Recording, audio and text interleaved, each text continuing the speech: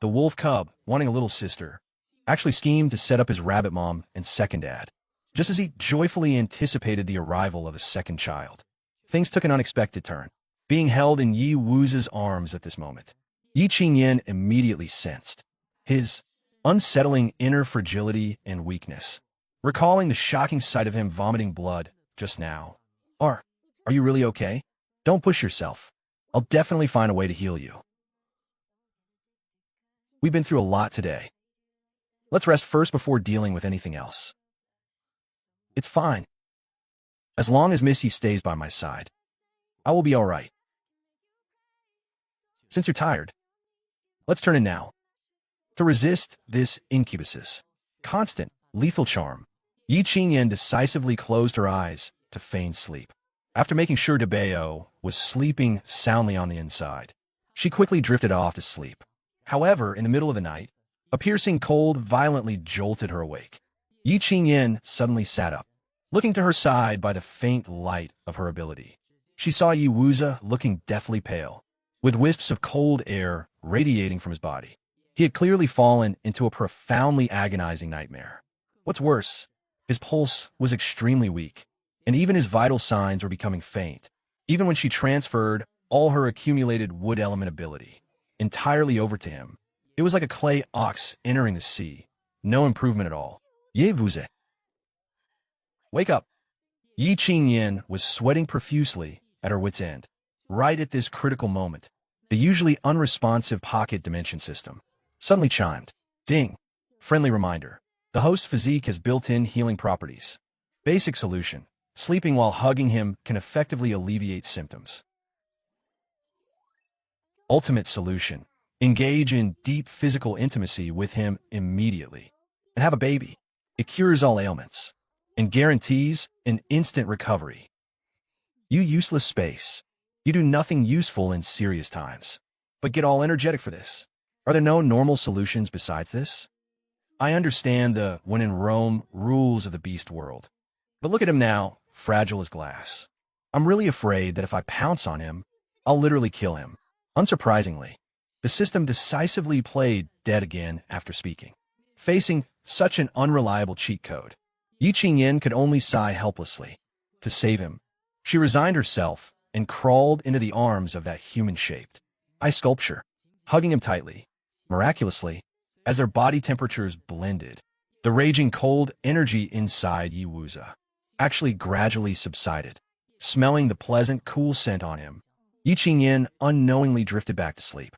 The next morning, the moment Yi Qingyan opened her eyes, she met Yi Wuza's peerlessly stunning smile. He was lying on his side, propped up on one hand, watching the person in his arms, still looking adorably half asleep. The smile on his lips grew even more intoxicating. You're awake. Thank you for sacrificing yourself to save me last night, Miss Yi. That was the most peaceful sleep I've had in nearly a century. Stunned by his raw charm, Yi Qingyan's tongue instantly tied in knots, and her cheeks flushed completely red. You're awake. You were freezing cold last night, and not even breathing. It was too dangerous. So I had to resort to that. But your pulse is indeed much steadier now. Tell me honestly, what exactly is wrong with your body? Don't hide it from me. I said I'd cure you. I'll definitely find a way. Facing her undeniable persistence and worry, a hint of attachment flashed in Yi Wu's eyes, one that even he himself didn't notice. I was severely injured back then, and slept in the artifact ice coffin for a century, to barely survive. But because of that, the cold poison seeped into my bones. Perhaps one day, I'll be completely frozen. However, since Miss Yi is so adamant, I'll tell you. There is only one way in this world to cure me. Before he even finished speaking, he gave her no chance to react. With a stretch of his long arm, he pulled her right back into his chest. He wished he could rub the person in his arms directly into his blood and bones. Yet he carefully held back his strength, terrified of hurting her. Lowering his head, he kissed her deeply. If Missy wants to save me, this is the only way. As for your earlier worry about whether my body can handle it, you'll find out very soon. feeling his overwhelmingly intense breath. Yi Qingyan's ears turned so red they were almost bleeding. Her body honestly trembled slightly. She silently cursed him as a monster, knowing she was utterly defenseless against his deliberate teasing. She could only feign bravado and retort, "Stop messing around. I'm seriously worried that your body can't take it." Hearing this entirely unthreatening retort, the surging dark emotions in Yi Wu's eyes instantly melted into a pool of gentle spring water. He gently stroked her ear, letting out a low, elegant chuckle. "How wonderful. In this world, there's actually someone who genuinely cares whether I live or die." Just as the ambiguous atmosphere was about to heat up again, Yi Wuza sharply sensed something. He swiftly turned to look at the inner side of the bed, only to see DeBeo roll over and sit up, covering his eyes with two chubby little hands. He peeked through his fingers, blinking his big eyes rapidly. "Dadye, Mom? I'm still sleeping. I really didn't hear anything." This textbook-level self-deception instantly made Yi Qingyan burst into laughter. All the romantic tension vanished into thin air. Yi Wuza felt both helpless and amused. Stretching out his long arm, he scooped the little third wheel into his arms. All right, you didn't hear anything. Let's go. Dad will take you to wash up first. Let's not delay your mom making breakfast, since the little boss is awake." Yi Qingyan naturally couldn't focus on anything else. She quickly got out of bed and headed straight to the kitchen. To save time, she took out the extra dumplings she had specifically made last night. Using the ready-made cooking oil from the Dimensions farmhouse, she prepared to make a pan of crispy on the outside, tender on the inside pan-fried dumplings, paired with sweet potato porridge. On the other side, Yi Wuza had clearly transformed into an all-around super dad. Using a warm wet cloth, after carefully wiping DeBeo's hands and face clean, he had barely let go when the impatient little guy strode forward on his clumsy little legs, waddling toward the kitchen like a penguin. Yi Wuza followed closely behind. "Don't rush, slow down. Careful not to fall." As soon as he entered the kitchen, DeBeo was enticed by the sizzling oil aroma from the pan. His inner glutton was hooked. Unfortunately, the stove was too high. He hopped on tiptoe in place anxiously but still couldn't see, focusing entirely on controlling the heat. For fear of burning the dumplings, Yi Qingyan had absolutely no time to pay attention to him. Fortunately, Yi Wuza stepped forward just in time. He skillfully picked DeBeo up, giving him a front-row viewing spot. "Wow, smells so good." DeBeo gulped down his saliva in hunger, pointing at the pan and shouting excitedly, "Mom, this smells even better than the boiled dumplings from last night." Yi Qingyan, while flipping the golden, crispy, pan-fried dumplings, patiently answered without turning her head, because the cooking method is different. Food fried in oil naturally smells better. But before eating the dumplings, DeBeo must go drink his formula first. As soon as she finished speaking, Yi Wuza had already cooperatively brought over the prepared baby bottle. After DeBeo gulped it all down in one breath, he very naturally took back the empty bottle, washed it clean, and then seamlessly sat down in front of the stove to help Yi Qingyan add firewood and keep the fire going. Accompanied by the dancing flames, Yi Wu's expression gradually grew serious. "When I held DeBeo just now, I noticed his power has advanced again. He'll likely break through to the 5th tier easily within a year. But advancing too fast will cause his spiritual aura to leak. If my body cannot recover soon, I won't be able to use the secret technique to conceal it for him, which might invite disaster." As if to prove his words, the dimension system that had played dead all night suddenly resurrected with a cold tone. "Ding, system prompt. Yi Wuza must fully recover in order to cast the secret technique." Furthermore, DeBeo's growth heavily relies on the external world's spiritual energy. The host must never cower inside the dimension realm for extended periods. Please exit as soon as possible. Hit by 2 back-to-back survival crises, Yi Qingyan spatula suden halted. She instantly made a do-or-die resolution in her heart. Tonight, even if she had to use force, she absolutely had to cure Yi Wu's body completely. It couldn't be delayed any longer. Soon, a piping hot breakfast was served on the table. DeBeo ate until his cheeks were stuffed full, just like a little squirrel eating. "Mom's pan-fried dumplings are the best. 10,000 times better than last night's. Watching the father and son digging in, Ye Kingyan's appetite suden surgit, and she ended up eating an extra half bowl, since she was preoccupied with the system's warning. After eating and drinking her fill, Yi Qingyan didn't dare waste a single second. She immediately rolled up her sleeves and dived nonstop into the grand undertaking of boiling brown sugar and making tomato sauce and canned fruits. After all, once their family of 3 stepped out of this sanctuary, these supplies would be her hard currency for settling down and earning her first pot of gold on the beast continent. While Yi Qingyan was busy making various reserve rations, Yi Wuzi fully embodied the role of a perfect assistant. When it was time to sleep at night, Debeo very firmly refused to sleep in the same bed, insisting on sleeping on the other small bed behind the straw curtain. I absolutely won't interrupt Dad Yi and Mom making a little sister for me. This precise divine assist left Yi Qingyan's heart pounding like a drum when she lay in bed after washing up, leaning in Yi Wuzi's embrace, smelling his intoxicating, cool scent. Her mind kept circling the 2 infinite loops. They had to leave the dimension, and they had to cure him first. She couldn't wait any longer for his sluggish self-restraint.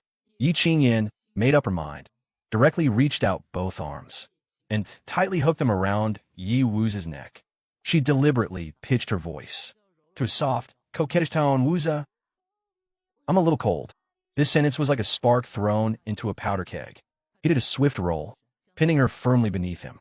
In his magnificently stunning eyes at this moment, all restraint and endurance had completely vanished, replaced by a surging, dark fire that threatened to devour her.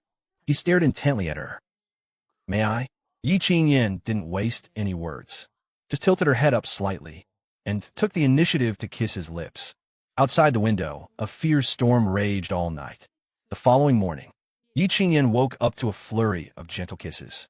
She mumbled groggily, so sleepy, she didn't even realize herself that after last night's high-intensity physical training, her voice had gone completely hoarse, carrying a natural coquettishness. Yi Wuzi's eyes were full of satisfaction and deep affection as he very gently tucked her in. Be good. After settling his little wife, Yi Wuzi rolled out of bed. The moment his feet touched the ground, he froze in shock.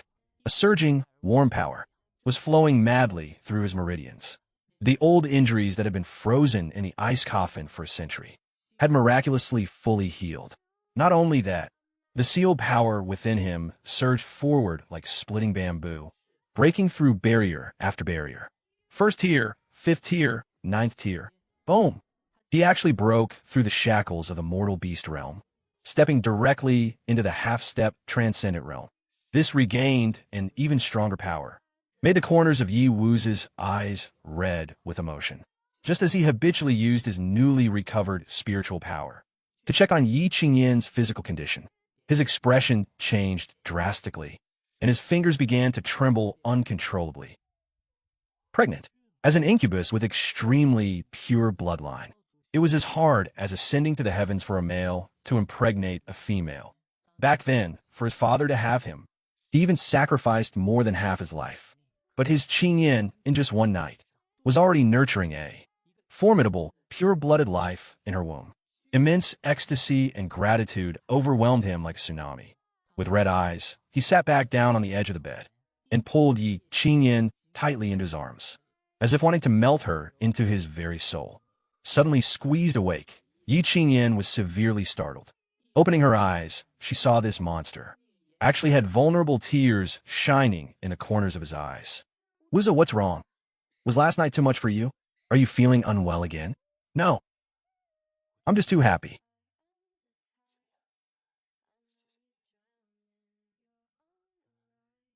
We're having a baby. You're pregnant. Yi Qingyan, who had been worrying if he'd overdone that and damaged his vitality, was instantly stunned by his words. She subconsciously touched her flat lower abdomen, then couldn't help but give a mental thumbs up. Good Lord, a one-shot bullseye. This physique is practically heaven-defying, confirming she was going to be a mom. Yi Qingyan wasn't too fussy about it. Pregnancy is great. Debeo has been clamoring for a sister all day, so his wish is fulfilled now. Stop just thanking me. How was your body anyway? Seeing that she had no rejection and was full of joy, the last stone hanging in Yi Wu's heart finally dropped. He straightened up, and his aura instantly changed. The aloof nobility revealed an unfathomable pressure. Not only am I fully healed, I also broke through to the half-step transcendent realm in one go. Today, I can cast the secret technique to seal Debeo's aura. Once out of this dimension, whether it's you or the children, I can keep you completely safe. Yi Xingyan, upon hearing that Yi Wu's cultivation had soared to the half-step transcendent realm, immediately got eyes as bright as light bulbs. That's fantastic. Boss, carry me. Yi Qingyan rubbed her hands in excitement, but then couldn't help worrying again. But will forcefully breaking through leave any hidden dangers? Is your body really fully healed? Come, give me your wrist. Let me check your pulse. I'm all better. If you don't believe me, check for yourself. Facing his little wife's enthusiasm, Yi Wuza was naturally completely compliant. Yi Xingyan stared at his pale, flawless arm that looked like cold jade, and suddenly froze. She touched it over and over, and almost stuck her face right up to study it closely, her face full of disbelief. I remember you. Used to have a very deep knife scar right here.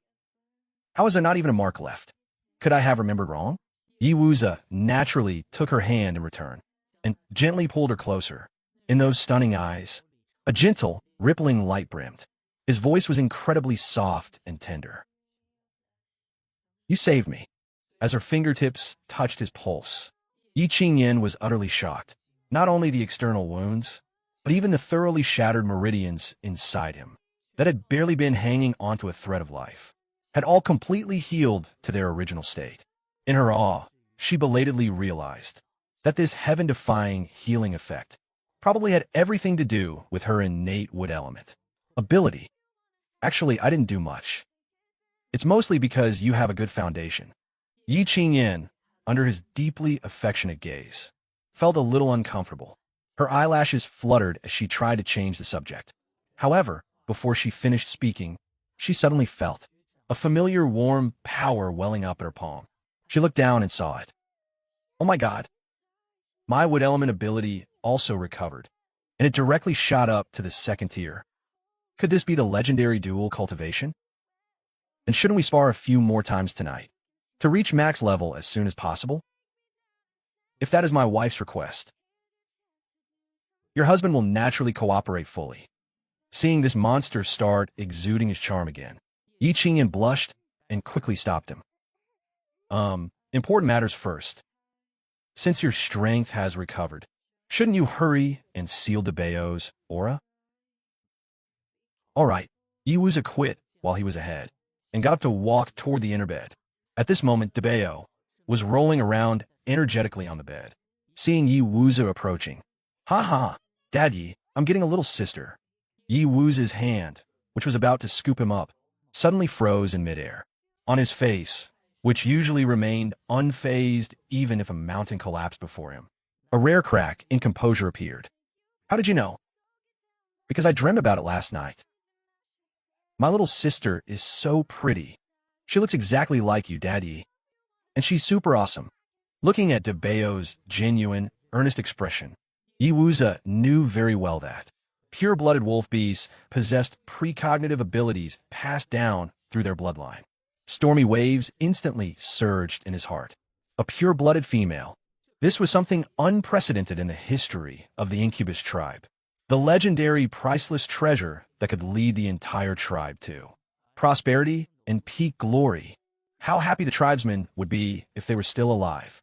At the thought of his tragically murdered tribesmen, Yi Wuza's eyes uncontrollably reddened. But Dad Yi, don't be sad. I feel that your heart is bleeding. Debeo will blow on it and it won't hurt anymore. Dad Yi's tribesmen will definitely come back too, although he knew perfectly well that the dead couldn't be resurrected. Facing this innocent comfort, Yi Wuza was still deeply healed. He took a deep breath to rein in those negative emotions and gently hugged Debeo. Thank you, Debeo. Dad Yi isn't sad anymore. Let's go. After washing up and eating, Dad needs to cast a little spell on you. After the meal, the sealing ritual officially began.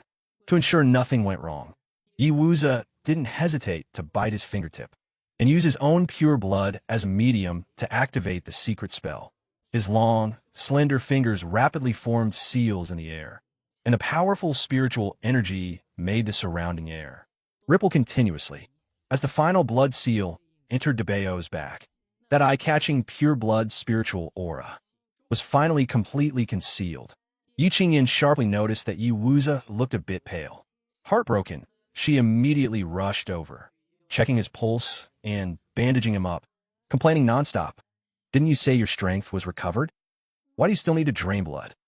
You're not allowed to be this reckless next time. It's nothing. As long as I can keep you safe. What does this bit of blood matter?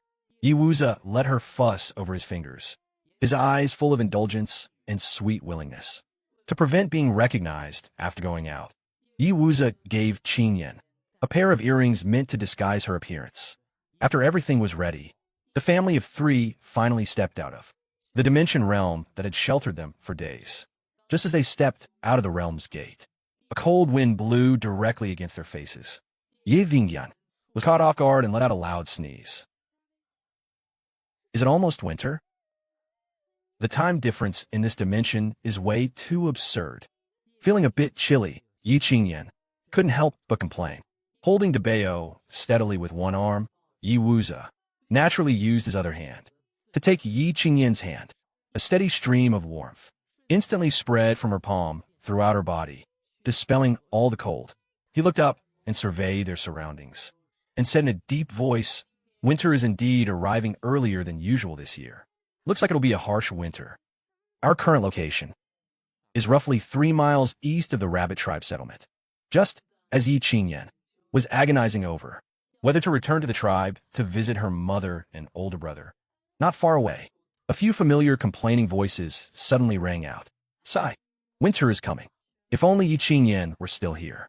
Ever since she taught us to identify those new foods, every household has hoarded enough winter rations. Now we can even use surplus prey to trade for salt. Life is so much better than before. Exactly. Not to mention, we can even fire our own clay pots now. But the chief ordered that word of this absolutely cannot leak, to avoid bringing disaster upon us. There are still people staking out outside the tribe right now. Be careful with what you say. What are you afraid of? Brother Yi Rong broke straight through to the 6th tier. Our tribe is now guarded by a tier 6 expert. Who would dare come looking for trouble? Hearing this, Yi Qingyan's anxious heart finally settled completely. Her brother hadn't died. He had even been blessed by misfortune and broken through to the 6th tier. With him holding the fort, the safety of the Rabbit Tribe was guaranteed. Since we know they're safe and sound, let's not go add to their troubles. From what Lin Chao Chao and the others were saying, my uncle probably took people to the market to trade for salt.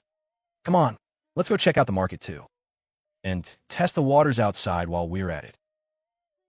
By evening, Ye Wuzip Burait Ye Vingyan and Debeo to the center of the market. The sight before her completely opened Yi Qingyan's eyes. Compared to the entirely cave-dwelling Rabbit Tribe, this place was practically a fairly sizable ancient town. Flanking the intersecting streets were neatly arranged, sturdy stone houses. What amazed her even more was the diverse array of beastmen bustling through the streets. Some had mouse ears, some sported leopard tails, and some even had wings folded on their backs. Everyone was actually living together in peace. They actually don't fight? Yi Qingyan looked around curiously. They used to fight, of course. Later, to make collecting taxes easier, the Snow Wolf King established rules here and dispatched a guard squad.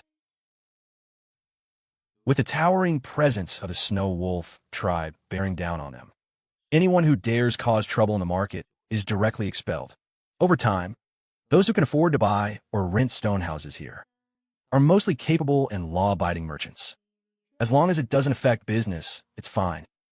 How much do the houses cost here? Small stone houses start at 100 purple spirit stones. Larger ones cost over 200. Yi Qingyan, based on the original owner's memories, quickly calculated the exchange rate. 1 purple spirit stone equaled 1,000 blue spirit stones, and half a kilo of meat only cost 10 blue spirit stones. These housing prices in the beast world were ridiculously expensive. She immediately changed her strategy. We just got here, so let's rent a cheap one for a transition period first. The two arrived at the guard squad, located in the center of the market. The one in charge of receiving them at the station was a tier, four-snow wolf named Lindong. The beastman looked at the bamboo-thin person in front of him, who looked like she could faint from hunger at any moment. Yi Qingyan complained wildly in her heart. After all, he's an official collecting protection fees. How did he end up so miserable? Lindong numbly led them to look around a bunch of remote houses and dutifully quoted the prices. This kind of two-room stone house is the cheapest. The annual rent is 24 purple spirit stones. Plus, you have to pay an extra 2 purple spirit stones per month to the guards for a management fee. After paying the rent, Ye Vingyan casually asked about the cost of setting up a stall. Upon learning it cost 3 purple spirit stones a month, she sighed, her heart aching for the money. Then, she took out 2 red apples from her spatial dimension and handed them to Lindong. Guard Lin, thanks for your hard work leading the way. We are new here. Please have some wild fruit. Seeing the apples emitting a tempting sweet fragrance, Lindong swallowed hard, his eyes actually turning red. He carefully tucked the apples into his clothes. Thank you. I'll save these for my dad. Since you just arrived, absolutely don't go out to the market at night. It hasn't been peaceful lately. The barrier is broken, and there have been several gruesome murders and robberies outside. They still haven't found out who did it. Yi Qingyan's heart skipped a beat, immediately catching the main point. How could this be? Doesn't the Snow Wolf King care? Sigh. I heard the king went into seclusion. Now the elders are in charge of the tribe. But they always disagree. Lindong's words revealed a lot of information. The Snow Wolf King was probably seriously injured, which forced him into seclusion.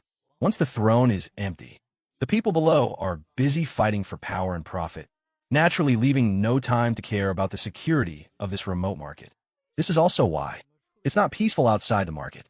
Hearing that the Snow Wolf King might be seriously injured, Yi Qingyan's heart immediately hung in her throat. Dabeo, who was being obediently held by Yi Wuza, suddenly leaned into Yi Qingyan's ear. Mother, don't be afraid. I can feel it. Father's fine. He will become even stronger soon. Backed by the bloodline connection of a pure blood wolf beast, Yi Qingyan finally breathed a sigh of relief. Good. Since the market is safe, let's go rent a stall first thing tomorrow morning and strive to get rich early. That night, after settling into their new home, Yi Wuza, who had only recently tasted the forbidden fruit, was like an insatiable, hungry wolf. He pestered Yi Qingyan and messed around for more than half a night. If it weren't for the fact they had to wake up early the next day to grab a stall, he would have wanted to devour her completely. I won't torment you anymore. Go to sleep. When she woke up the next day, she found that her wood ability had unexpectedly shot up to the 3rd tier. She immediately threw last night's wailing to the back of her mind, and even secretly thought, dual cultivation is awesome. I have to make him work overtime again tonight. Early morning, before it was even light, the family of 3 braved the cold wind to arrive at the market. At this time, the crossroads were already filled with all kinds of stalls.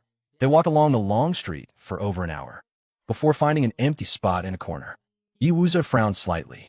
There isn't even a single beastman passing by here. The scent of good wine isn't afraid of a deep alley.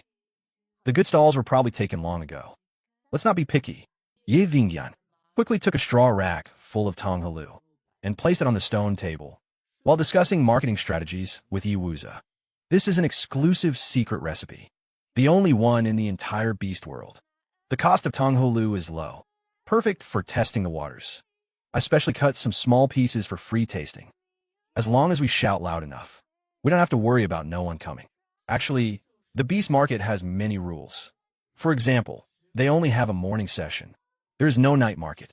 Yi Qingyan knew well that in an era without billboards, ground promotion was the best method. Looking at the bright red, sparkling tonghalu, Dabeo's drool was about to form a river. Mother, Dabeo wants to eat too. Be a good boy. Hold it in for now. Yi Qingyan rubbed Dabeo's head and lowered her voice to teach him a mukbang routine. Once we open for business, Mother will get you the biggest and reddest stick.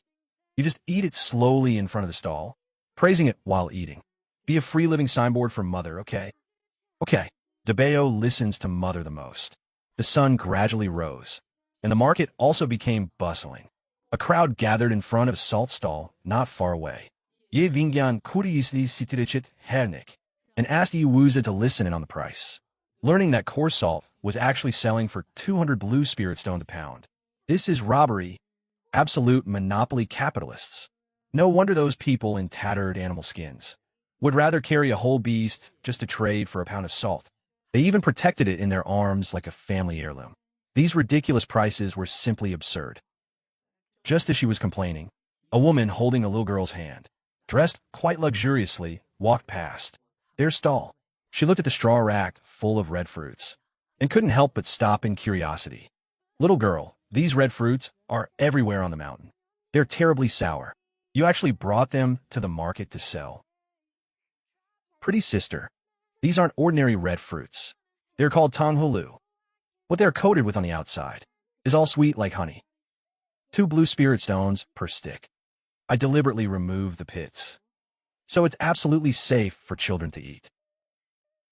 If you don't believe me, you can taste a small piece for free.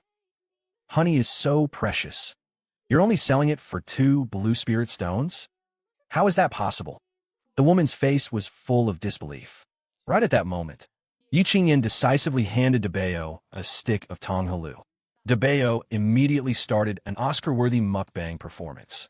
He took a bite of the crunchy sugar coating, the sweetness making his big eyes curve into crescents. He loudly praised with a mouthful, "Wow, this is so delicious. Soyumi, soyumi." All year round.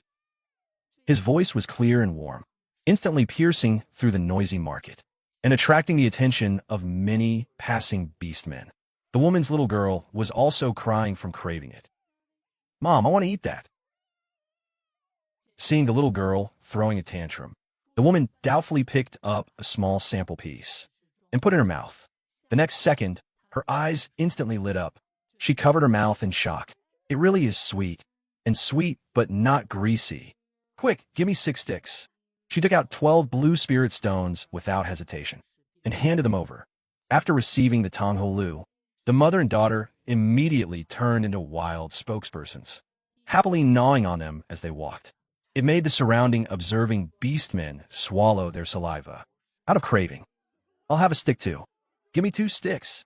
With the first person taking the plunge, a short queue instantly formed in front of the stall. Yi Qingyan rapidly collected the blue spirit stones, while beaming with joy. Who else could understand the happiness of counting money until your hands cramped? Yi Wu's heart ached seeing his wife work so hard, so he simply held DeBeo with one hand and freed up the other hand to help hand out tanghulu.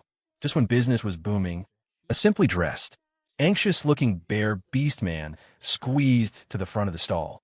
He took a large gourd out of a torn cloth bag and asked carefully, "I don't have any spirit stones. Can I use this to trade with you? I want to take 2 sticks back for my wife and child to taste." He had just run to several stalls, but no one was willing to accept this broken gourd that couldn't be eaten or worn.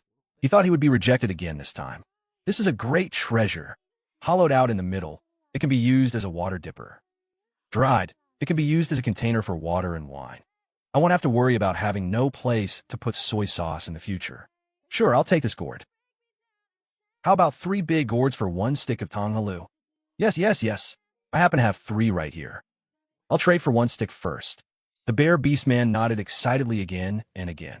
With this precedent, more and more cash-strapped beast men started bringing things to barter. Although Yi Qingyan refused some useless junk, she unexpectedly accepted a large bag of herbs. These common herbs aren't of much use to us. Trading tanghulu for them isn't very cost-effective. You don't understand. This is pure natural Banlangen. Now that heavy snow has blocked the mountains, many beast men will definitely catch a cold. We can boil it into cold medicine paste to sell later. We can definitely make a big profit. After hearing Yi Qingyan's grand commercial plan of making and selling medicine, this is indeed a good idea. But in the beast world, witch doctors have a noble status. They usually only accept the tribe's generous offerings and rarely come out to show their faces in public.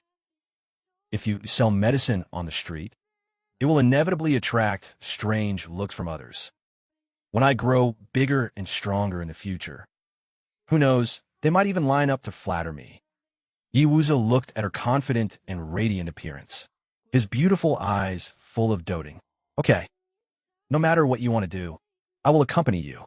Because the Tonghulu had a novel taste and affordable price, the stock of over 100 sticks was quickly snapped up, facing those late customers who arrived empty-handed, with faces full of chagrin. I'm really sorry. We're sold out today. This Tonghulu requires a complex process, so it's only available in limited quantities every day. If everyone wants to eat it, come early tomorrow to line up. The price is absolutely fair, and we will never raise it. After sending away the last wave of customers, Debeo confusedly tugged at Yi Qingyan's hem. Mother, don't we still have lots and lots of Tonghulu? Why don't we take them out to sell? Silly child, this is called hunger marketing. Things are precious when they are rare. If people could buy it any time, it wouldn't be rare anymore. Only by making them feel this is hard to buy, will they want to buy it even more. Once our title as the Tonghulu beauty is established, it'll be a piece of cake to sell other expensive goods in the future. After hearing this modern marketing theory, Debeo half understood, but Yi Wu's eyes lit up, and he looked at his wife's business acumen with newfound respect. Approaching noon, the crowd in the market gradually thinned out, taking advantage of the stall owners lowering their prices as they prepared to pack up. Yi Qingyan pulled Yi Wuza along to go shopping. However, the prices in this beast world dealt her a heavy blow once again, upon learning that an ordinary bamboo water tube actually cost 5 blue spirit stones. Ye Vingyan completely gave up the idea of using bamboo tubes for packaging. Heart aching for money, she pulled Yi Wuza away from the stall. Just as the family of 3 was about to head home, a sudden burst of heart-wrenching crying came from not far away. Su and I, what's wrong with you? Wake up. Is there a witch doctor? Please, I beg you, save my wife. The crowd quickly gathered around. They saw a Black Panther beast man, holding a lifeless female, wailing and crying loudly. The surrounding beastmen shook their heads and sighed, saying that she had already breathed her last, and even gods couldn't save her. Yi Qingyan, who originally didn't want to meddle in other people's business, heard that desperate cry, and somehow thought of how sad Yi Wuza would be if something happened to her. Moved by compassion, she immediately pushed through the crowd and rushed in. Move aside if you don't want her to die. Yi Qingyan pushed away the Black Panther beastman, who was still immersed in grief, and squatted down to check quickly. Isn't this the female who was selling Tonghulu this morning? The person is already dead cold. What is she getting involved for? Playing tricks. Facing the doubts and mockery of the people around her, Yi Qingyan turned a deaf ear. She astutely realized that Su and I was not truly dead, but had fallen into profound shock. She quickly pressed down heavily on several major acupoints on Suni's body. At the same time, she silently transmitted her wood ability into the other party's body. A miracle occurred. Just when everyone was preparing to watch a joke, Su and I, who had originally breathed her last, suddenly coughed violently and slowly opened her eyes. Oh, she's alive. She brought her back to life. A witch doctor. She's actually a hidden high-level witch doctor. How did you end up selling Tonghulu? The Black Panther beast man was even more excited and dropped to his knees with a thud. Kneeling before Yi Qingyan, crying with snot and tears, he said, Benefactor, thank you for saving my wife. I don't even know how to repay you. Be careful. Don't press on the child in her belly. Yi Qingyan reminded him in time, casually dropping a bombshell. Child. Su and I tremblingly stroked her flat lower abdomen, also so excited that she wanted to kneel. Thank you, benefactor, for not only saving me, but also saving my child. May I ask your honored name, benefactor? Where do you live? We will definitely visit to thank you properly in the future. There's no need to visit. I'm afraid of the hassle. If you really want to thank me, just come to the end of the street more often in the future and visit that Tonghulu stall. Ye Vingyan Naturali gave her own stall a wave of hard advertising. Then she dutifully gave medical advice. She caught a cold which caused a high fever, and coupled with mistakenly eating a mildly poisonous herb, it led to a sudden shock. Go back and drink more hot water. Use a cold towel and apply it to her forehead and armpits for physical cooling, and she'll be fine. Hearing that this noble witch doctor was actually publicly passing on a treatment without reservation, a secret recipe for treating colds, the surrounding beastmen were moved to tears. What kind of living bodhisattva has descended to earth? We must go to her stall tomorrow and buy out all her Tonghulu. Just as Yi Qingyan was about to retire after her success, from the corner of her eye, she suddenly caught a familiar figure on the outskirts of the crowd. That tall, straight posture, that familiar outline. It's older brother Yi Rong, because she was wearing a magical artifact that disguised her appearance. Yi Rong only cast a cold glance this way, before turning around and disappearing into the crowd. Please make way, everyone. Yi Qingyan's expression changed drastically. Without even having time to greet Yi Wuza, she hurriedly pushed through the crowd and chased in the direction where Yi Rong disappeared. Yi Wuza hurriedly picked up Debeo and followed. At the corner of the market, Yi Rong, who had just finished buying needles, threads, and scraps of cloth, and was preparing to meet up with the main group, suddenly felt his hair stand on end. His year-round hunting instincts made him instantly sense danger. He subconsciously went to draw his bone knife. However, a terrifying aura pressure, like Mount Tai bearing down, suddenly descended, pinning this Rabbit Clan warrior who had just broken through to the 6th tier firmly in place. He couldn't even move a single finger. Just when Yi Rong thought he was going to be murdered in the market today, a slender hand suddenly grabbed his arm tightly. Brother, don't be nervous. It's me. There are too many people watching here. Let's go talk somewhere else. Ye Vingyan lowered her voice and pulled Yi Rong, who was still dazed, hurrying all the way back to the stone house they rented. Yi Wuza followed closely behind, holding Debeo. As soon as they entered the door, he waved his long sleeve. An invisible shielding barrier instantly enveloped the entire stone house tightly. Even if a high-tier beastman pressed their ear against the wall, they wouldn't be able to eavesdrop a single word. After confirming it was safe, Rong finally recovered from that terrifying aura pressure. He recognized his sister's familiar eyes at a glance, his eyes turning red with excitement. Then his gaze swept over the two people behind her, and his jaw almost dropped to the floor in shock. Sister, it's so good that you're okay. Mother talks about you every day. The tribe is doing pretty well now, too. Everyone has not only hoarded enough food for the winter, but also knows how to make tofu and fire clay pots. But isn't this Lord Witch Doctor? Why is he here? And who is this child? Let me reintroduce us. He is now my beast husband, Yi Wuza. This is your eldest nephew, Debeo. Qingyan carelessly dropped this heavy bombshell, taking the opportunity to stuff Debeo into the flustered Yi Rong's arms. Then she rattled off serious matters like a machine gun. Since there are still people outside eyeing the rabbit tribe, brother, when you go back, just set up a cenotaph for me and pretend I died in a difficult birth. That will completely cut off those people's thoughts. Also, don't show off your wealth. Now that the tribe has the exclusive skills for making tofu and clay pots, it's hard to guarantee you won't be targeted by other tribes. When you go back, be sure to organize the strong young men and set up a guard team. Hunt during the day and drill at night to enhance our armed forces' combat readiness. Also, absolutely do not go east when you return today. Robbers have been appearing there lately. It's not safe. Memorize this safe route. Holding his soft and cute eldest nephew, Yi Rong was completely in a floating, dreamy state. Hearing his sister's far-sighted arm plan, he felt enlightened, his eyes lighting up like light bulbs. He nodded excitedly again and again. Good idea. Sister, don't worry. I'll discuss it with Uncle as soon as I get back. And set up the patrol team. You guys take care of yourselves outside, too. While Yi Rong was packing the brown sugar, apples, and snacks Yi Qingyan stuffed him with, Yi Wuza flicked his finger, silently infusing a powerful, protective, spiritual energy into Yi Rong's bone knife. As long as Yi Rong encountered fatal danger, this energy would not only save his life, but also let him sense it immediately. After sending Yi Rong off, Yi Qingyan let out a long sigh of relief.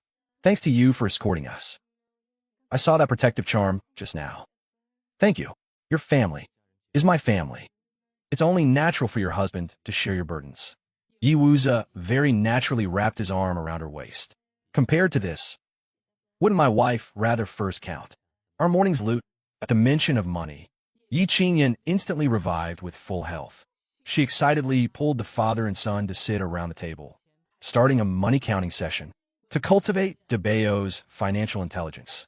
The heavy task before them fell on the little guy. DeBayo waved his chubby little hands, stacking the blue spirit stones neatly in piles of 100. His voice crisp and loud, he reported the spoils of war. A total of 216 blue spirit stones. Did DeBayo count it right? DeBayo is so awesome. Yi Qingyan beamed with joy, boldly planning their lunch. At this money-making speed, we'll soon be able to save enough purple spirit stones. Today at noon, we must eat a good meal to celebrate. It just so happens I leavened some dough this morning. I'll steam a pot of soft, big white steam buns. Use the traded pork belly to make braised pork. And stew a mushroom and egg soup. If only we could have a bite of shredded pork with chili sauce sandwiched in a bun right now. That would simply be a delicacy on earth. Mother, what is chili? That's a peerless good thing that can elevate the soul. Ye Vingyan swallow it her saliva. Originally, her body was exhausted from a busy morning, but instantly burst forth with astonishing mobility. She slammed the table, grabbed Iwuza, and rushed out. Let's go. On the grocery stalls in the market, there are definitely still treasures we haven't discovered. I'll steam the buns later. Let's go hunt for chili peppers now. They arrived at the market right at noon when there were the most people. Yi Qingyan and the others specifically looked for grocery stalls. By coincidence, they saw green peppers at a fruit stall. This made the woman very excited. How is this sold? When the stall owner saw she was pointing at the green peppers, he instantly became thrilled. This thing simply won't sell. It looks like a fruit, but tastes terrible. I haven't sold a single one since I started my stall. Yi Qingyan guessed it just by looking at the stall owner's expression. He couldn't wait to sell the green peppers. Are there any other fruits like this? There's also a purple fruit that looks like this. Isn't that an eggplant? Yi Qingyan's eyes lit up. Of course these things don't taste good if eaten as fruits. These are vegetables. They need to be cooked. Finally, after negotiating with the stall owner, she bought an entire bag of green peppers and a bag of eggplants. The stall owner wiped off the fraction and only charged 18 spirit stones. Yi Qingyan put them into her spatial dimension and continued strolling. In her heart, she had even calculated to go back at noon and stir-fry a plate of pork with green peppers. Then, on another street, they saw all kinds of food stalls. There were stalls selling meat soup, roasted meat, and steamed corn, etc. There were quite a few people in front of each stall. Yi Qingyan looked on in astonishment. She didn't expect there to be corn here too. 1 ear of corn was 1 blue spirit stone. She bought 3 ears and went to another stall to buy some bird eggs. She also bought some beast milk. DeBayo was currently at a growing age, so he still needed to drink more beast milk to supplement his nutrition. Yi Qingyan observed for a while, and her mind already had a new plan for the stall. Later, she would also do food business. It felt like the food business was hotter, with more buyers. Iwuza felt that he would support whatever Yi Qingyan did. Have you thought about what food to make? Yi Qingyan observed for a bit, and found that everyone liked drinking meat soup. The beef soup and mutton soup stalls had the most people in front of them. Besides, the weather was cold now, so drinking some hot soup would warm the body better. But right now, there were many realistic problems to consider. They didn't have enough manpower, and also had to consider the costs. Look at those selling beast meat. The cheapest is 10 blue spirit stones for a pound, but they throw away all the offal. We can buy that offal, clean it up, and make offal soup. Let the beastmen bring their own bowls. Those without bowls and chopsticks can use gourds, which can be burned as firewood after use, so it won't be wasted. We can also sell flatbreads on the side, like scallion pancakes. Anyway, she had planted a lot of wheat in her spatial dimension. The growth speed in the space was fast, and the yield was high. At the same time, she could also promote brown sugar and canned fruit. This was her preliminary idea. He wanted to open shops across the entire beast world, using these shops to establish an information network, covering the entire beast world. Iwuza had clapped in support at the time.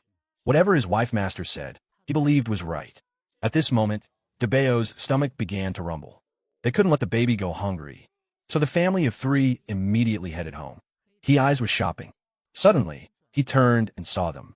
So he quickly hurried to follow them. Watching them enter the eatery, he eyes was stunned. No way. The benefactor lives here too? Their home is just in the next alley, right next to the benefactor's home. It's very close. The man excitedly ran back home quickly and told his wife master about this. Soon he was sitting against the edge of the bed. Hearing this, the woman's eyes also lit up. The benefactor ignored outsiders' opinions that day and treated me right on the street. For this kindness, our family must absolutely never forget. We must find time and a way to pay a visit and give the benefactor the fabric and animal skins we've saved. First, to show our gratitude. In the future, whenever the benefactor's family needs help, we will all go help. After Yi Qingyan returned home, she took the risen dough out of the basin and placed it on the kneading board. Yi Wuza first boiled some beast milk for Debeo. He added some ginger slices to remove the gamey smell. Debeo, drink a bowl of beast milk first to fill your stomach. Thank you, Papa Yi. You don't need to say thank you to Papa Yi. Then he scooped out another bowl, gave it to Yi Qingyan, who had been busy all morning. The woman was still pregnant, and he was also worried Yi Qingyan might go hungry. Yi Qingyan took it and gulped it down. Yi Wuza started helping to knead the dough. Even when kneading dough, his movements were very elegant. Every action was breathtaking. After drinking the beast milk, Debeo also wanted to help. Yi Qingyan pinched off a small piece of dough for him, to let him play with it as a toy. Soon, steam buns were made one by one. Yi Wuza was in charge of keeping the fire going. The woman then started washing the green peppers and mushrooms. Then she sliced the meat. First, she made braised pork. Then she made a dish of stir-fried meat with green peppers, and also made a mushroom and egg soup. These dishes were enough for the three of them to eat, while burning firewood and steaming the buns. The aroma of the steamed buns filled the room. Debeo unsteadily stood up from his small stool, came to Yi Qingyan's side, and looked up at her, saying, "Mother, is this the smell of steamed buns? It smells so good. Debeo really wants to eat steamed buns." "Don't rush. You can eat them once they are cooked." Before long, the fragrant steamed buns came out of the pot. The three of them ate very happily. Yi Wuza was not stingy with his praise. Light, soft, sweet, and easy to chew. Very suitable for children and the elderly. Are steamed buns easy to store? They spoil very easily. It's fine during the winter, but once the weather warms up, these foods won't last for more than a few days. Just like that, they talked while eating. Even Debeo really liked eating the crisp green peppers. Whether it was her, Debeo, or Yi Wuza, they all ate more than usual. It was truly because they all loved eating steamed buns. Yi Wuza felt that if steamed buns appeared at their stall, they would definitely be extremely popular. After he cleared the dishes and the table, he prepared to go out to fetch water. Wait. Let's make a carrying pole. Using a carrying pole to fetch water will save more effort. Then Yi Qingyan described it a bit. Yi Wuza found a long wooden board and sanded it into a carrying pole according to what the woman said. Both ends were tied with ropes, with bone hooks underneath, that could be used to lift the water buckets. This is a carrying pole, used to carry water on both sides. Let me show you. Saying so, Yi Qingyan placed the pole on her shoulder, lifting the water buckets on both sides. This way, you can carry 2 buckets of water at once, without much effort. But you need to master the balance. Yi Qingyan only demonstrated it once, and Yi Wuza understood. He then shouldered the pole to fetch water. After eating, Debeo got sleepy. Yi Qingyan placed him on the bed inside to sleep. Next, she took out all the soybeans from her dimension and poured them into a large vat. Then, she took the 3 gourds from Shangwuda out to wash and process. She planned to make one of them into a ladle that could be used to scoop water. The other 2 would be made into gourd containers for holding water. Yi Qingyan finished all her tasks, but she hadn't seen Yi Wuza yet, which was a bit strange. The water well wasn't far from their place. Yi Qingyan was a little worried. She stood at the door and looked into the distance. After waiting for quite a while, she finally saw the man carrying the pole back. Seeing her worried expression, "Ye vous apologizet embarrassedly, mais sorry." That made you worry. Everyone saw my carrying pole, thought it was very novel and useful, and wanted to ask if I sell this kind of carrying pole. So we chatted for a few more minutes. Ye vingyan lafit. I didn't expect everyone to like the carrying pole. How did you answer? I said this was made by my wife master. As for whether to sell the carrying poles, I would go back and ask her. Carrying poles are simple. We can teach them. She wasn't a blindly kind person. If it were something else, she wouldn't be this generous. But carrying poles had no technical complexity, and there were new arrivals here. Building good relationships with the neighbors is never wrong. I'll listen to you. Later, when I go fetch water again, I'll let everyone know. Before his voice faded, the man's expression changed to a bad one. Big Brother is in danger. Hearing this, Yi Qingyin's heart clenched. Could Big Brother and the others be getting robbed and killed? She knew that on the outskirts of the village, there would be people trying to rob things. But she told Big Brother to take a detour. Could it be they still encountered those robbers? Yi Wuza focused his mind. I sense a powerful energy fluctuation. The opponent should also have 6th-tier strength, and there are quite a few of them. Let's rush over now. Yi Qingyin also wanted to go along. Debeo was still small, and they wouldn't feel at ease leaving him alone at home. She could only use a cloth to carry Debeo on her back. Mother, I'll be good. I won't cause you any trouble. Yi Wuza took Yi Qingyin and the others and moved rapidly. They rushed to where Yi Chuan was at an extremely fast speed. Meanwhile, Yi Chuan's side was currently being hunted by robbers. Boss, it's them. They bought a lot of salt. You guys can't escape. We've had our eyes on you for a long time. Yi Dashin and his group of 6 people. Yi Shua carried an animal skin bag in his back basket, which was full of salt. They had indeed exchanged for a lot of salt, but this was the salt for their entire tribe to eat for a whole year. It was what everyone skimped and saved. The saved food that was used for the exchange. When Yi Shua was carrying it, he felt the heavy sense of responsibility on his body. You specifically target others at the market? Haha, you bet. Winter is coming soon, so we specifically rob and kill teams like yours. Just a low-level tribe. Cut the crap. Just kill them directly. And snatch all their things. Soon, the group became entangled in a fight. Yi Chuan's strength was very formidable. He was at the 6th-tier strength, but unfortunately, the opponent had more people. Gradually, he became outmatched. At this moment, he finally realized how reasonable the words his sister said today were. If he could go back alive this time, he would definitely take the tribe members to train every day. 2 4th-tier beastmen from the tribe were seriously injured one after another, and Yi Chuan gradually lost his strength. Just as he was about to become a dead soul under the blade, a burst of powerful suppressive force surged down directly from above. The opposing leader couldn't even stand, spat out a mouthful of blood, and fell to his knees. His subordinates all collapsed onto the ground. Yi Chuan and the others were stunned. Turning their heads to look, they saw a figure leaping through the air, arriving gracefully like a gust of wind. When they saw that person clearly, Yi Chuan's pupils dilated. It's Lord Yi. It's Lord Witch Doctor. Although Yi Wuza used an illusion to hide his appearance, he still recognized him at a glance. The robber leader looked at Yi Wuza, his body shaking uncontrollably. Who are you? We have no grievances or grudges. Why do you want to kill us? If you rob and kill others, you must be prepared to be killed. Senior, spare our lives. Spare us, spare us. We'll never dare to do it again. Too late. Yi Dashin and the others were extremely horrified, not daring to breathe loudly. Yi Chuan's eyes almost popped out, and his mouth opened wide. Lord Witch Doctor was actually this formidable, with him guarding by his sister's side. He was completely relieved now. When Yi Qingyin rushed over and saw her injured uncle and big brother, her face turned pale. Fortunately, Yi Wuza had made preparations. Otherwise, the consequences would be unimaginable. Thank you, Senior, for saving our lives. There's no need for this. We husband and wife just happened to be passing by and couldn't bear to see such a situation. Those people were thoroughly bloodthirsty and had plenty of combat experience. You guys should also step up your training when you go back. Yi Qingyin pointed out all their issues and also offered some suggestions. Yi Dashin was deeply shocked after hearing them. This was indeed valuable experience. Watching her uncle and the others leave, the woman walked to Yi Wuza's side, reached out and held his hand, and looked at him gratefully, saying, "Thank you. If it weren't for you, Big Brother and the others really would have been in danger. Your relatives are my relatives. There's no need to say thanks.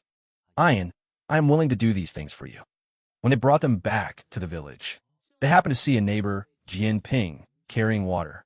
He rubbed his hands and said embarrassedly, Little brother Yi, can your carrying pole be sold? I can also trade things for it. No need for such trouble. My wife master said, we are all neighbors. If you want to use the carrying pole, I'll teach you how to make it. My house is right here.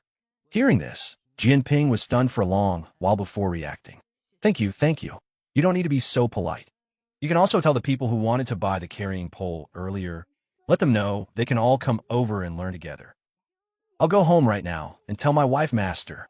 Saying that, Jinping excitedly ran towards home. The beastmen living in this village were all mixed beasts living together. Once Jinping told everyone, everyone was thrilled. Before long, they brought their things over to learn. We are all neighbors. There's no need to be so polite. We're also newcomers here. Please look after us in the future. Don't worry, little brother Yi. If you need anything in the future, just say the word. We live at the easternmost house in the alley ahead. If anything comes up, just give me a shout. Little brother Yi. I live nearby. If you call out, I'll get here even faster. The other three didn't live close by, but they were also very grateful to Yiwuza. Yiwuza exchanged a few pleasantries with everyone, then seriously taught everyone how to make the carrying pole. You have to pay attention to how to balance it and how to use it. Everyone revealed looks of admiration.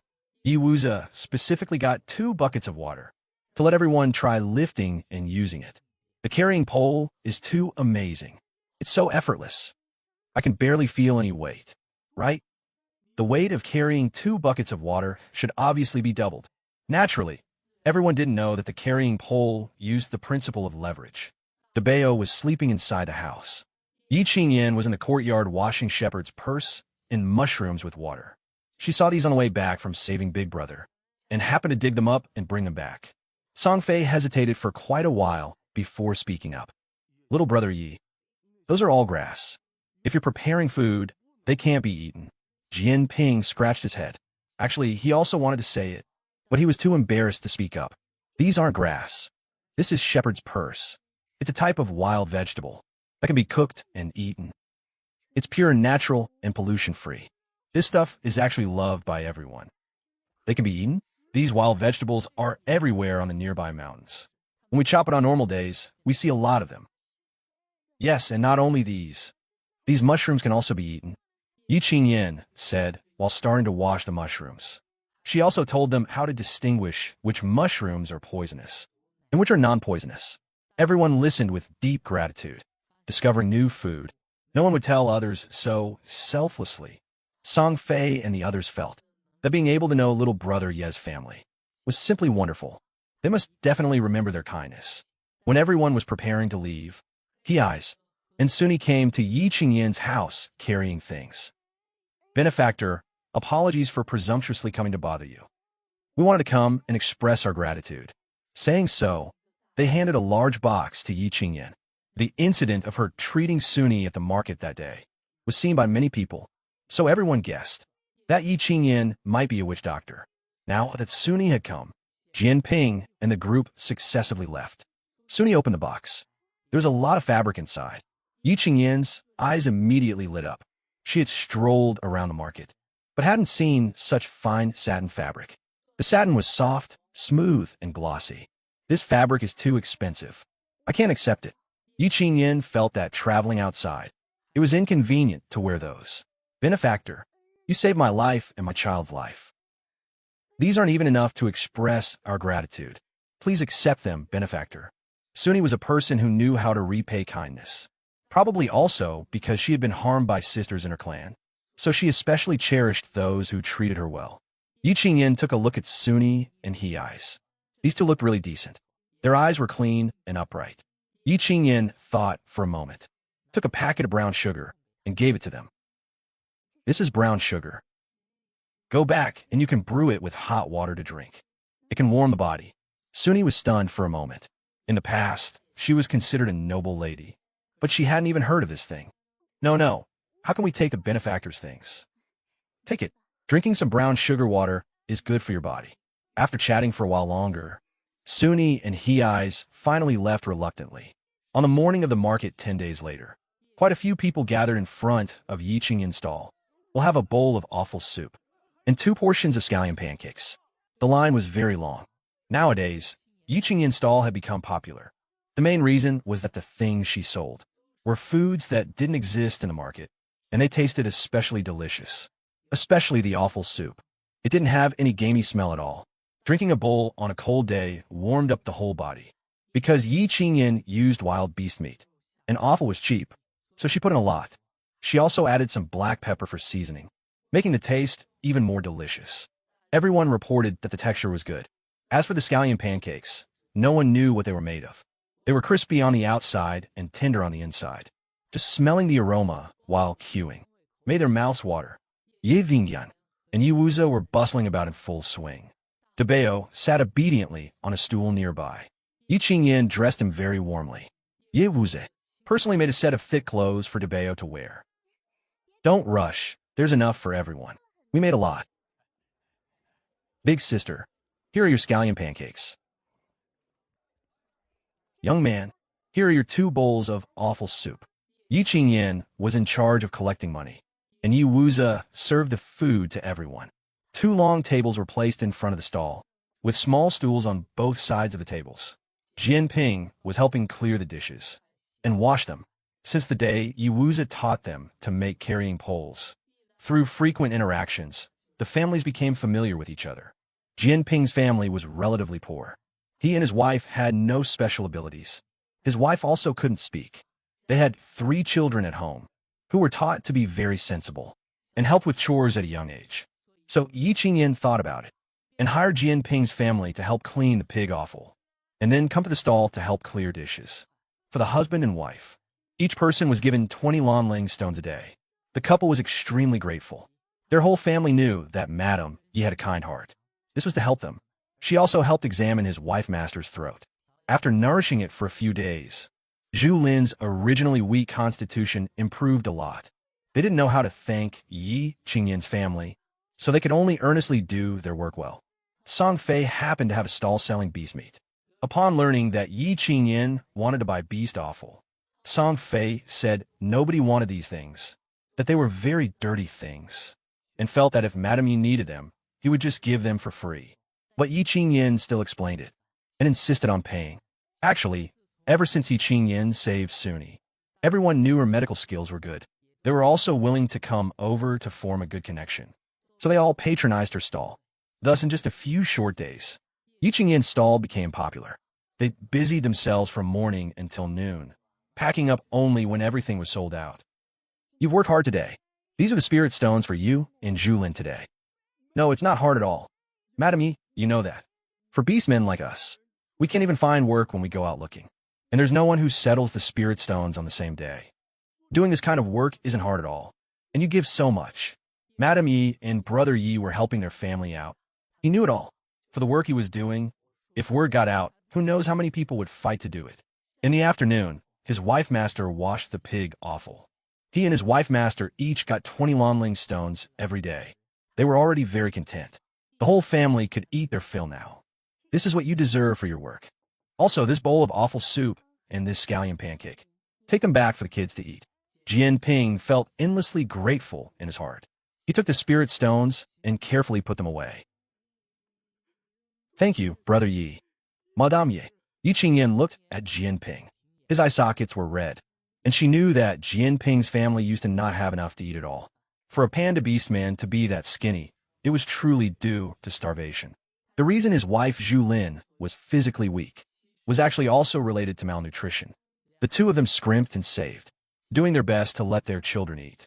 She planned to wait until the business stabilized a bit more later, and then increase their wages. The two of them worked cleanly, neatly, and earnestly, so she was very at ease. After Yi Qingyin and Yi Wuze brought Debeo home, she poured out all the spirit stones from the jar, and the family started counting them. But after counting them, Yi Qingyin excitedly said, "Today we earned 1,895 Lanling stones. Very soon, we'll be able to buy this food house, and we can also buy a storefront." Just thinking about it made Yi Qingyin feel incredibly excited inside. If they had a storefront, they could keep the shop open all day, and they could earn a little more. Yi Wuze looked at her with a doting gaze. That would be too tiring. Just this morning alone, you haven't rested for a moment. You didn't even have time to sit down. It's only temporary. Later, when we open a shop, Once business gets on track, we can hire people to help. Running a storefront, we'll be able to relax. But right now, making money is the priority. Wuza wanted to pawn some of the things in his hands. That way they would have money, and Yi Qingyan wouldn't have to work so hard. But the woman didn't let him. Those were items left behind by the Phantom Demon clan in the past. They were extremely precious to Yi Wuza. Moreover, she had too many delicacies in her mind. Taking out just any one of them would be enough to set up a stall. It was just, but they would be too busy, that's all. Yi Qingyan actually quite enjoyed this feeling. It was just hard work. Did our big baby catch cold? Yi Qingyan reached out and touched Debayo's cheek. Debayo shook his head. Not cold. The hat Papa Yi made is warm. Mother, wait until I grow a little older, and I can help you. Yi Qingyan thought he was too soft, cute, and adorable. Our Debayo is really awesome. Yi Wuza still felt a bit self-blaming and heartbroken. Originally, providing for the family should be his job. If the Phantom Demon clan were still around, he wouldn't let her suffer the slightest hardship. She should enjoy a better life. As the weather gets colder later on, setting up a stall outside won't be a long-term solution. They still need a storefront. Naturally, Yi Qingyan didn't know what Yi Wuza was thinking. Her mind was completely filled with thoughts of how to run the stall. In a while, after eating, we'll make maltose in the afternoon. Tomorrow, when we set up the stall, we'll add maltose. One piece of maltose will be sold at the price of 5 Lonling stones. She noticed that everyone really liked eating sugar and sweets. But because honey was scarce and expensive, most people could only shrink back at the sight of it. Listening to Yi Qingyan say these things, it was as if Yi Wuza could be infected by her good mood. A gentle smile also appeared on his face. Okay, Yi Qingyan knew. Whatever she said or did, Yi Wuza would never interfere. His temper was both good and stable. Even when busy, he would never complain a single word. Yi Qingyan felt a bit apologetic in her heart. Do you find it exhausting? We could have prepared a bit less. And we could have packed up the stall early. How could it be exhausting? Whatever you want to do, or want to arrange, just go ahead and arrange it. No need to worry about me. Hearing this, Yi Qingyan was at ease. After eating lunch, Yi Wuza first coaxed Debayo to sleep. Once Debayo fell asleep, he washed the dishes. Yi Qingyan, in the courtyard, took the already sprouted malt and pulled it off the mat to wash. At this moment, Song Fei came over, using a carrying pole to bring the beast meat offal. Madame Ye, hearing the voice, Yi Qingyan knew that Song Fei had come to deliver things. Brother Tsong is here. Come quickly inside and sit. How could Song Fei feel comfortable doing that? He had just finished working, and his body still carried the bloody stench of beast meat. Without washing up, he was too embarrassed to go inside. Every day's process was like this. When Song Fei delivered it, Yi Qingyan would settle the money with him, and then Song Fei would help carry it to Jianping's home. In the afternoon, Zhu Lin would scrub it clean and prepare it. When he left, Yi Qingyan also gave him 2 sweet buns. Although his family's conditions were a bit better, his wife and son still worked hard hunting. Song Fei was on the verge of tears. Madame Ye, if you and brother Yi ever need anything in the future, just give me the word. Every time he came to deliver things, Madame Yi would give him some snacks. He had never even heard of those things in his life, let alone eaten them. Whatever I can do, I won't refuse. Yi Qingyan also knew that Song Fei's family was quite loyal and righteous, so she was willing to help them out a bit. Looking at his haggard expression, she gave him a suggestion. You run a meat stall. The most important thing is to have fresh ingredients like beast meat. You could actually raise some beast cubs. From a wild boar cub to adulthood usually takes just over 5 months. If you raise more wild boar cubs, you might not even need to go out hunting. When she lived in the rabbit tribe before, she had also told her mother and older brother to raise some poultry and livestock like horses, pigs, chickens, and ducks. After the tribe members successfully raised these animals and formed a scale, whenever everyone wanted to eat meat in the future, they wouldn't necessarily need to hunt in the mountains. That way, the rabbit tribe would be much safer. Anyway, her mother and brother were very happy, and they listened to everything she said and suggested. Can they really be raised? Those beasts are all very fierce and scary. If you start raising them from wild boar cubs, there won't be any problems. Of course, raising wild boar cubs requires building a pig pen. Sheep, cows, and wild boars are all suitable for raising. Yi Qingyan, shared some ideas and suggestions with Song Fei. After hearing this, Song Fei felt as if a new door had been opened. So it could be done like this. Thank you for the guidance, Madam Yi. Song Fei excitedly hurried home and told his family about it. Song Fei's son, Song Ying, was now 13 years old. He helped his family hunt earnestly every day and had quite a few injuries, big and small, on his body. Upon hearing his father say this, his eyes lit up. Dad, Auntie Yi is amazing, isn't she? To actually think of this method. This is great. Then we won't have to hunt all day, and we won't have to worry about the danger. Even if the mountains are sealed by heavy snow in winter, we'll still have wild boar meat to eat at home. In their hearts, the family silently thanked Yi Qingyan once again. Over here, Yi Wuzi finished tidying up the room, and then turned the herbs on the wall. After drying the medicinal herbs, Yi Qingyan planned to make pills to sell. They were all simple and common herbs, which could be used to make cold pills and fever pills. Just as Yi Qingyan and Yi Wuzi were busy, the zebra beastman Shifan ran over in a hurry. Madame Ye, this is bad. My neighbor Jean Peng is dying.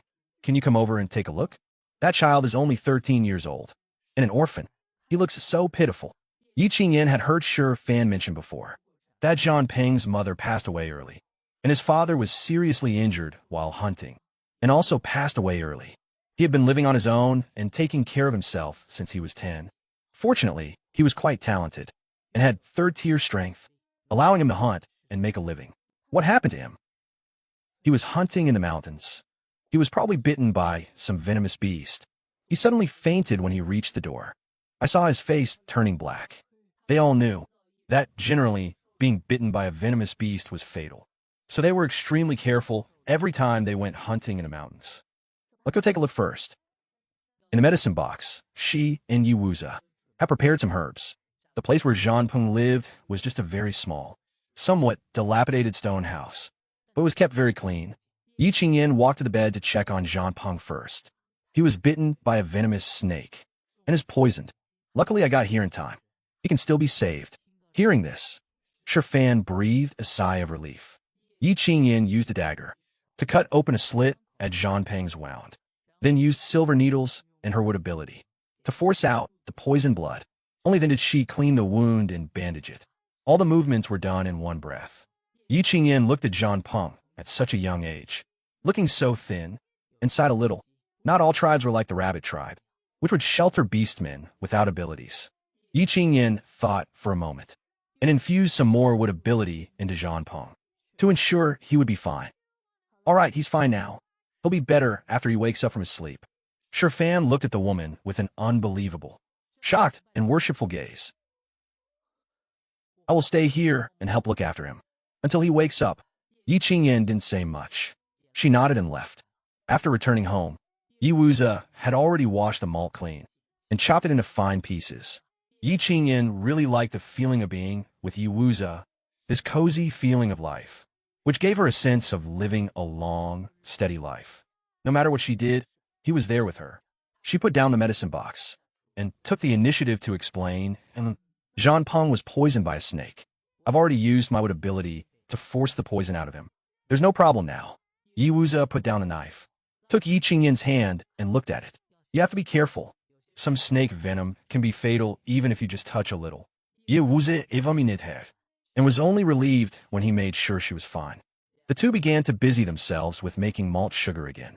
Because there was no glutinous rice, Yi Qingyan used sweet potatoes instead. It would be great if we had glutinous rice. We could make authentic malt sugar with glutinous rice and malt. Glutinous rice? They should sell it in the city. Oh, are you saying the nearby city sells glutinous rice? Not just glutinous rice. There's also white rice and yellow rice. It's just that the prices are expensive, and ordinary people can't afford them. They are things only noble beastmen would eat. As long as they have it, that's good. As long as they have it, I can grow it. Let's find an afternoon and go check out the nearest Huaihua city. We can't ignore the morning stall. If it's a 1-hour trip, we can come back the same day. In the evening, the sky turned dark. She had made the candle herself too. Actually, if we open up the market for brown sugar and malt sugar, we could hire people to make these. That way, We'd earn more and it'd be much easier. But the methods for making certain things can't be casually taught to others. Yiwuza pointed out, if the people outside the rabbit tribe withdraw, we could hire the people of the rabbit tribe to do this. Later on, we still need to go back and check on mother and uncle. It's getting cold now, too. At night, they'll also be indoors, burning firewood in stone basins for warmth. She felt this was not a good solution. She actually wanted to burn coal. But to burn coal, she first needed to find a coal mine. She realized there were many things she wanted to do, but she could only take it one step at a time and accumulate spirit stones first. Early the next morning, when Yi Qingyin opened the door, she saw Zhang Peng standing there. Yi Qingyin was stunned when she saw him. She didn't know how long he had been standing there. Before Yi Qingyin could speak, Zhang Peng directly knelt down and kowtowed to her. Thank you, Madam Yi, for saving my life. From now on, my life belongs to Madam Yi. Yi Qingyin hurried forward to help him up. Get up quickly. I'm not used to people kneeling to me. Let's talk inside. When Yi Qingyin just helped him, she could feel that his body was freezing cold. Who knows how long he had been standing there? Are you feeling much better? Zhang Peng nodded and said, when I woke up this morning, I felt better. Brother Shifan watched over me all night. He was also grateful to Brother Shifan and would definitely repay his kindness later. Brother Shifan told me that it was Madam Yi who saved me. So from now on, my life is Madam Yi's. Yi Qingyin discovered that the beastmen in the Beast World continent were mostly simple-minded and believed in always repaying a kindness. Suni's family was the same. They wished they could come and repay her every day. Zhang Peng entered the room and saw Yiwuza, and also greeted him respectfully. Greetings, Brother Yi.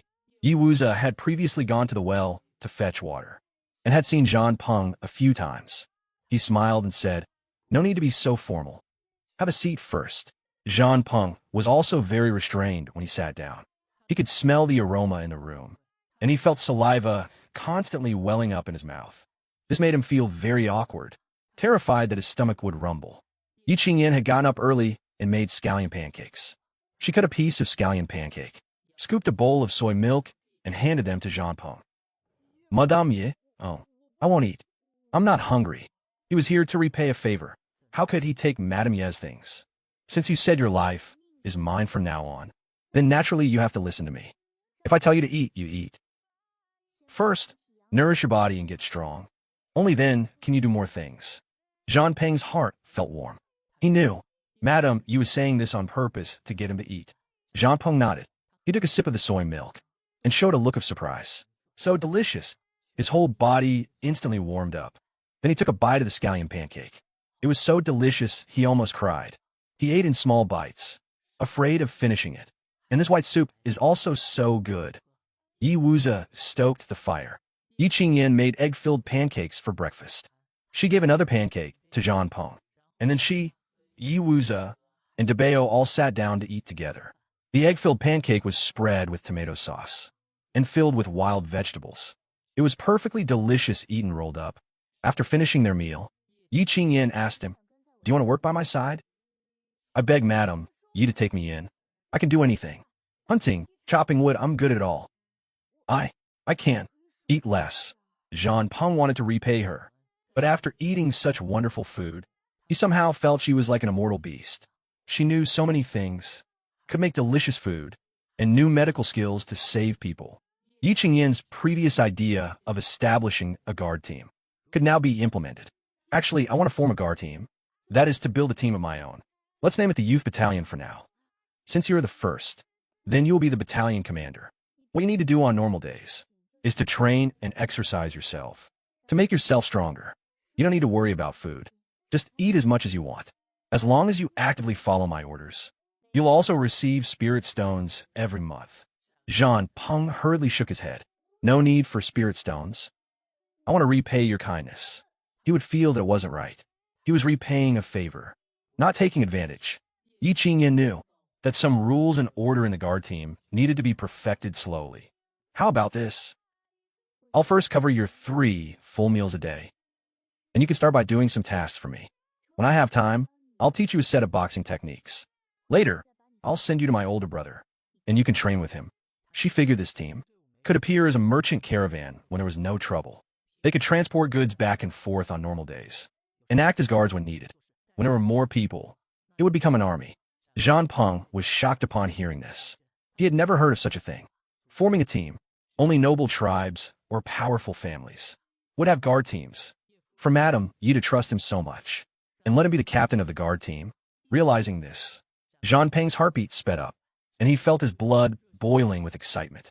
Madame Yi, I will definitely do the things you arrange for me well.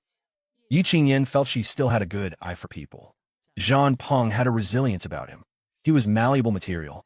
I believe in you. Meeting Yi Qingyan's trusting gaze, Zhang Peng didn't know why, but his nose stung. Well, Madame Yi, 1 meal a day is enough for me. If you want to become stronger, you need a good body. 1 meal a day is nowhere near enough. You'll eat 3 meals a day, breakfast, lunch, and dinner.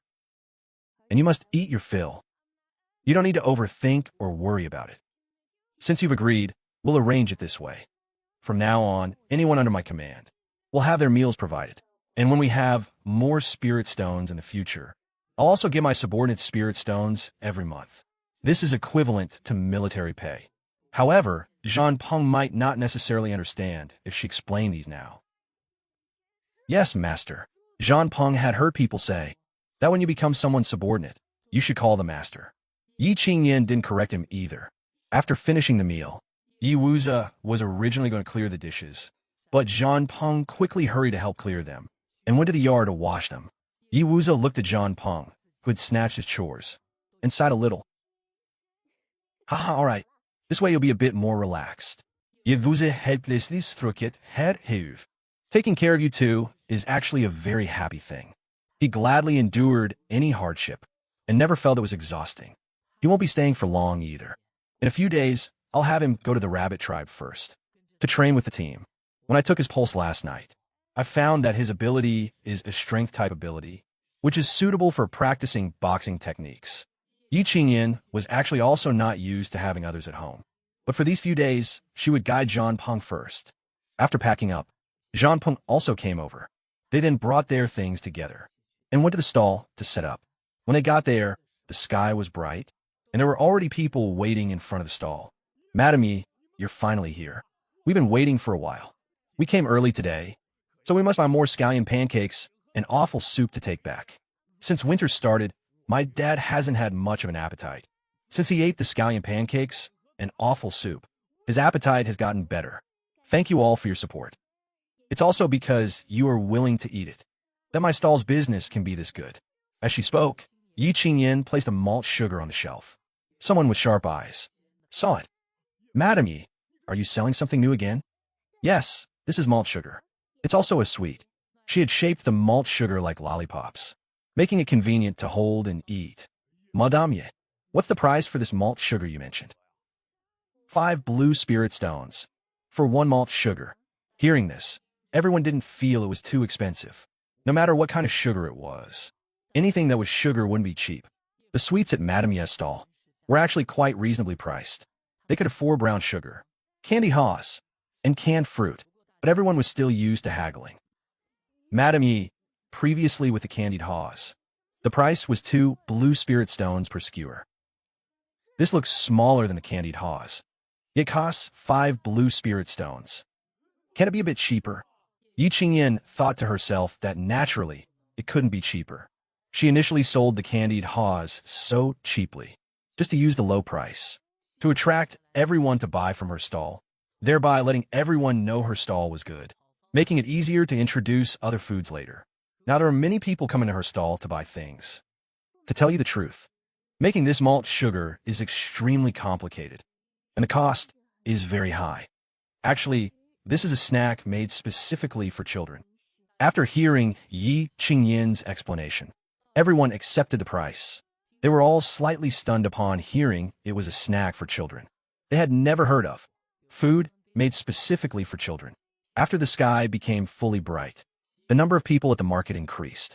Some people brought their children along to stroll through the market. Hearing that there were snacks specifically for children, they would directly buy a skewer.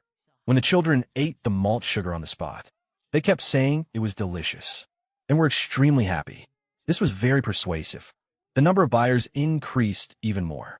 Soon, the malt sugar business also picked up, with Jean Peng helping with the awful soup and scallion pancakes. Yi Qingyan wasn't too busy promoting her malt sugar. By mid-morning, the malt sugar she made was sold out. Yi Qingyan looked at the empty shelf and fell in a great mood. She had to admit, doing business in the Beast World continent gave one a great sense of achievement.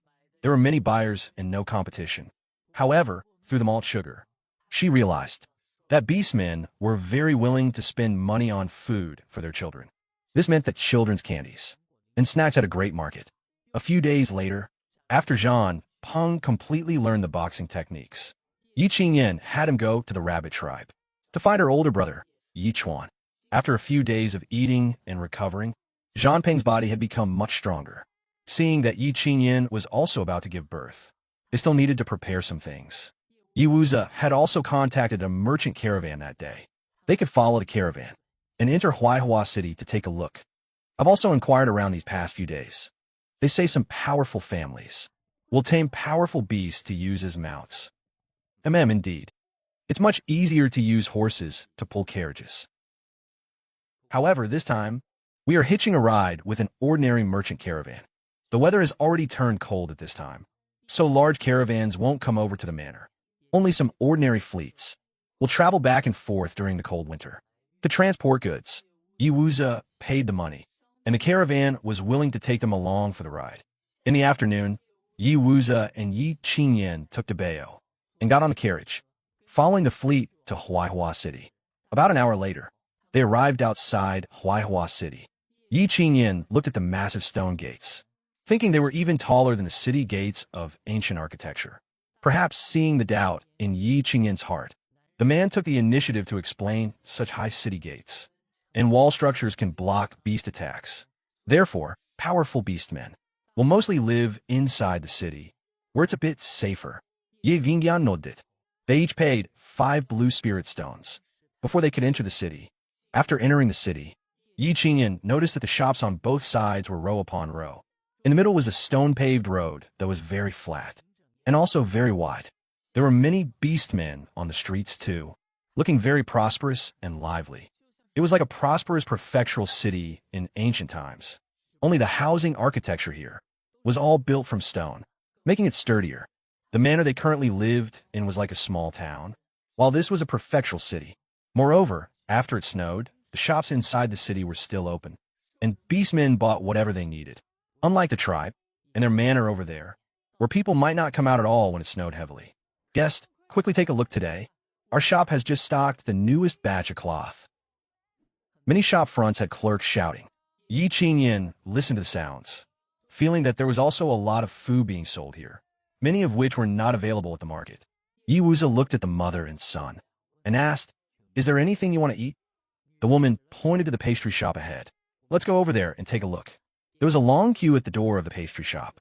Yi Qingyan was also curious. What kind of pastries were so popular? It was only when she got closer that she discovered the pastries they were holding were all kinds of rice cakes. Pastries made from rice and even glutinous rice. Yi Qingyan saw a beastman buying quite a lot and went up to strike up a conversation. "Excuse me, brother. How much is one rice cake in here?" The beastman knew at a glance that they were outsiders and enthusiastically replied, "You guys can buy more. These kinds of pastries are delicious, and they last a long time. A regular pastry costs 10 blue spirit stones, but it's more expensive if you add filling. The expensive ones cost over 30 blue spirit stones." Yi Qingyan inquired a bit, only to find out that the fillings added were red bean paste and mung bean paste. This made the woman somewhat surprised. She didn't expect there to actually be red beans and mung beans. Such a price would be considered expensive over at the market. But here in the city, everyone thought it was perfectly normal. It was evident that the beastmen in the city had good living conditions, buying such pastries without blinking an eye. One could tell just by looking at the queue. "Do you want to eat some? I'll go queue up to buy." Yi Qingyan felt that for such pastries, as long as she bought glutinous rice and regular rice, she could make them herself. Debeo, however, hugged Yi Wuzi's neck and said, "Daddy Yi, I want to eat them. These pastries smell so good. They feel different from the food Mommy makes." Yi Wuzi was very willing to spoil Debeo. He tried his best to satisfy whatever he wanted. All right, then Daddy you will queue up to buy them. Along the way, Yi Wuza had been carrying Debeo. Even though Debeo was heavy now, he didn't mind it at all. Then you guys queue up first. I'll just stroll down the street and come back to find you a bit. Yi Wuza was a bit worried and wanted to persuade her otherwise. Yi Qingyan pointed her finger at the guard team not far away. Look, there are patrolling guards. It won't be dangerous. If anything happens, I'll hurry right back. I'll just be on this street. I won't go anywhere else.